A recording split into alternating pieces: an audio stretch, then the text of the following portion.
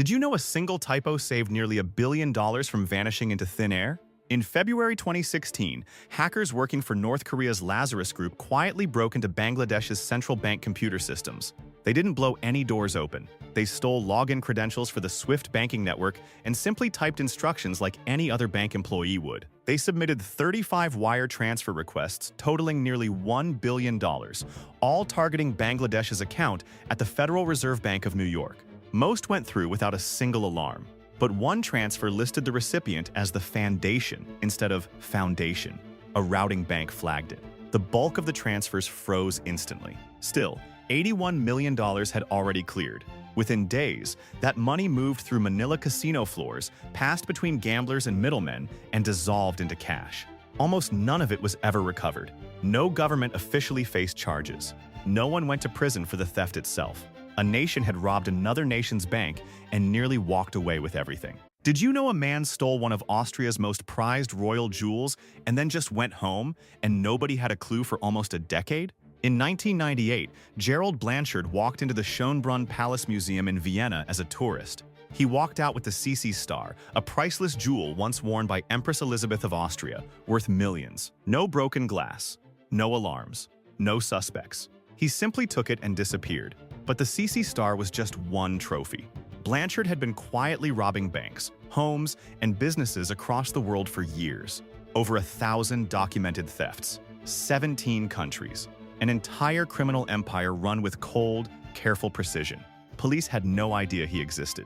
Then a routine credit card fraud case in Canada flagged a small, suspicious charge. Investigators pulled that one thread and watched everything unravel. The man they had never heard of turned out to be one of the most prolific thieves in modern history. He wasn't caught chasing the big score. He was caught on one nobody cared about. Did you know two brothers almost cornered the entire world's silver supply, and the only way to stop them was to rewrite the rules of the game while they were winning? Nelson Bunker Hunt and William Herbert Hunt were Texas oil heirs with a simple idea: buy silver, then buy more silver. Through the late 1970s, they quietly accumulated contracts until they controlled roughly a third of the world's entire above-ground supply. Silver went from $6 an ounce to nearly $50 in just a few years. Then the panic set in. Regulators and exchange officials realized two men were weeks away from owning a global commodity, so they did something almost unthinkable. They changed the rules mid-game.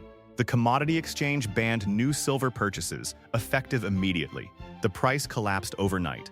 On March 27, 1980, a day now called Silver Thursday, the Hunt brothers couldn't meet their margin calls. Their billion-dollar empire evaporated in hours. They had come closer than anyone in history to controlling a precious metal, and the entire financial system had to break its own rules to pull them back. Did you know Ireland's most famous jewels vanished from a locked safe inside a royal castle and nobody was ever charged? In July 1907, the crown jewels of the Order of St. Patrick disappeared from Dublin Castle. King Edward VII was days away from arriving. The timing could not have been worse. Investigators quickly focused on one man. Francis Shackleton, brother of the famous explorer, had access to the castle and motive to spare. He was charming, deeply connected, and hiding something enormous. Shackleton moved in circles tied directly to the British royal household, and those circles carried a secret: a homosexual scandal involving powerful Edwardian figures who could not afford exposure. Charging Shackleton meant pulling on a thread that led straight to the palace, so the investigation slowed. Then it quietly stopped. Senior officials made decisions that other investigators later found impossible to explain. No trial, no charges, no jewels ever recovered. The theft itself was almost secondary. The cover-up was the real crime, and the people who buried it were far more dangerous than any thief. Did you know a man who consulted horoscopes to manage his finances stole $200 million from thousands of real policyholders? Martin Frankel was a failed commodities trader who couldn't hold a license. But in the mid-1990s, he found a smarter target than the stock market. He started buying tiny insurance companies across the American South: Mississippi, Tennessee, Arkansas, states with small budgets and overworked regulators. Once he owned them, he quietly drained their policyholder reserves into shell accounts he controlled. Real people's money, gone. He ran the whole operation from a mansion in Greenwich, Connecticut, surrounded by a rotating group of young women and a wall covered in astrological charts. Auditors flagged concerns. Regulators received warnings. Nobody looked too hard.